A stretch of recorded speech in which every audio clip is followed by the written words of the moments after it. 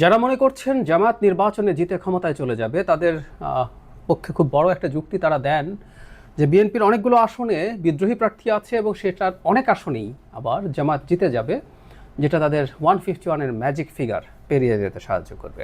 যারা সেটা মনে নাও করেন তারাও অন্তত এটা মনে করেন যে বিএনপির বিদ্রোহী প্রার্থীর কারণে জামাতের সিট সংখ্যা অনেক বাড়বে। আসলেই কি বাড়বে, আমরা সেই ব্যাপারটি একটু তলিয়ে দেখা দরকার বলে মনে করি। তথ্যটা প্রাথমিকভাবে জেনে নেই। ৭৯টা আসনে বিএনপির বিদ্রোহী প্রার্থী আছে, আবার কোনো কোনো আসনে একাধিক আছে, সেখানে তাতে টোটাল দাঁড়ায় ৯২ জন।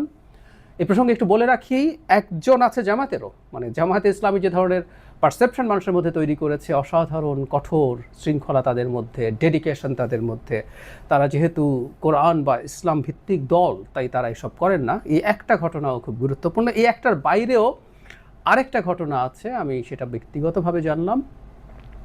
সম্ভবত নরসিংদীর একটা সিটে একটা নাটক করে একজন প্রার্থী থেকে গেছেন নির্বাচনে, এনসিপির একজন খুবই পরিচিত মুখ তার আসনে।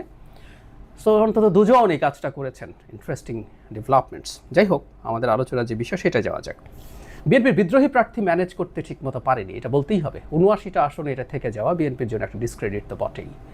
কেন তারা পারেনি সেই ব্যাপারে আমার দুটো হাইপোথেসিস আছে, সেকেন্ডটা বেশি গুরুত্বপূর্ণ। আগে প্রথমটা যদি বলি, সেটা হচ্ছে এবার নির্বাচন করার মতো মানুষ অনেক বেশি জমে গিয়েছিল, প্রচুর মানুষ। 3টা নির্বাচন যেহেতু হয়নি তাই বিএনপির ক্যান্ডিডেট জমে গিয়েছিল, এমপি হওয়া হয়নি অনেকের। যিনি পলিটিক্স করেন তিনি এমপি হতে চান, মন্ত্রী হতে চান, এটা খুব স্বাভাবিক।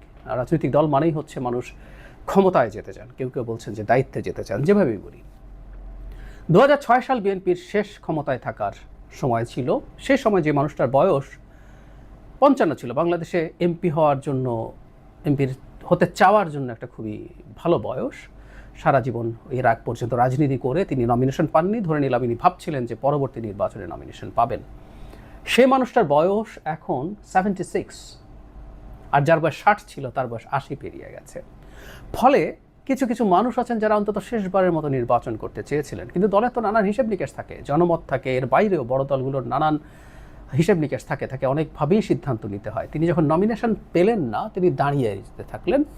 এর চাইতে জরুরি কথা হচ্ছে একটা ভীতির জায়গা আছে। এবার নির্বাচনে যেটা খুব সহজ হবে আমি মনে করি, অনেকে বিতর্ক করতে পারেন, সেই বিতর্কে এখন ঢুকছি না।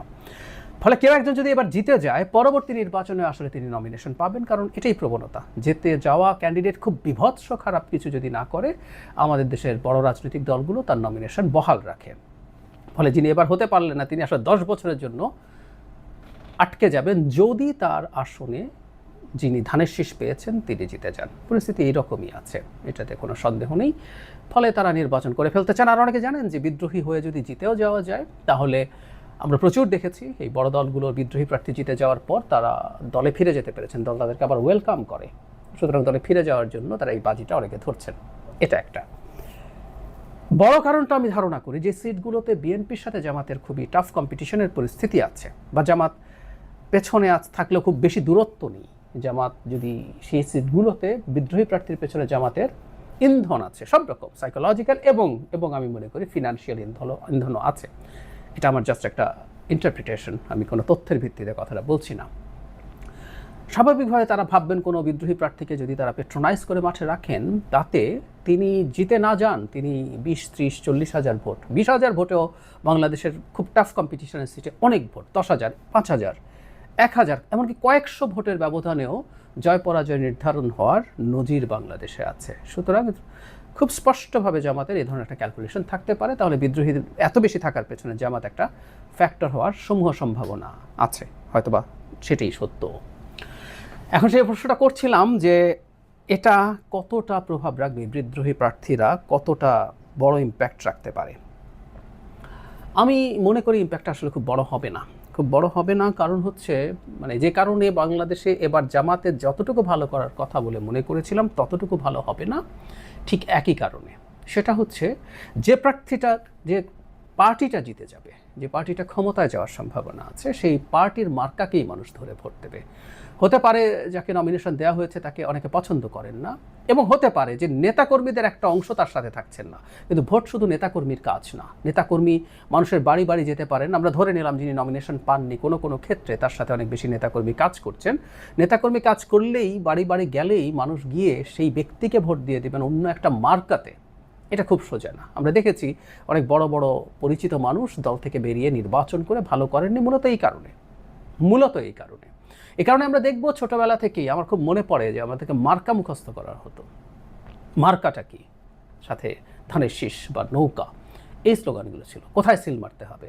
নৌকা মার্কায়, ধানের শীষে সিল মারো, এই ধরনের কথা বলতে বলতে আমাদের প্রোগ্রামিং করা হয়েছে। ফলে ব্যতিক্রম হবে না তা বলছি না, মানুষজন আসলে ধানের শীষে ভোট দেবে। তবে বিএনপির সাথে যারা জোটে গিয়ে বা সমঝোতায় গিয়ে নির্বাচন করছেন, সেই সিটগুলোতে আসলে সম্ভাবনা আছে বিদ্রোহীরা জিতে যাবেন। কারণ যারা ওখানে আছেন তাদের তো ধানের শীষ থাকছে না, তারা তাদের দলীয় নিজস্ব মার্কা নিয়ে দাঁড়িয়েছেন। এরকম কিছু সিট আছে, 5-7টা সিট। এই 5-7টা সিটে স্বতন্ত্ররা জিতে যাওয়ার খুবই সম্ভাবনা আছে, জিতেই যাবেন। কিন্তু যে কথাটা বলছিলাম জামাতের প্রভাব, যে সিটগুলোতে জিতবেন না কিন্তু অনেক হাজার বা বেশ কয়েক হাজার ভোট তারা পেতে পারেন, সেগুলোতে জামাত আসবে কিনা। আমার ব্যক্তিগত অপিনিয়ন হচ্ছে নেক টু নেক ফাইট করার মতো জায়গা জামাত কিছু সিটে জিতবে, সেগুলোতে তারা ইনফ্যাক্ট বিএনপির প্রতিদ্বন্দ্বী এই যে স্বতন্ত্র না থাকলেও জিতবে। সেই সংখ্যাটা কেউ অনেক কিছু বলেন, আমি অনেক কিছু মনে করি না, কিন্তু নেক টু নেক ফাইট আছে, এই সংখ্যা আসলে খুব বেশি না। এবং সেখানে শর্ত হচ্ছে উল্লেখযোগ্য সংখ্যক ভোট স্বতন্ত্রকে পেতে হবে। সে অনেক কিছু হবে আমার কাছে মনে হয় না।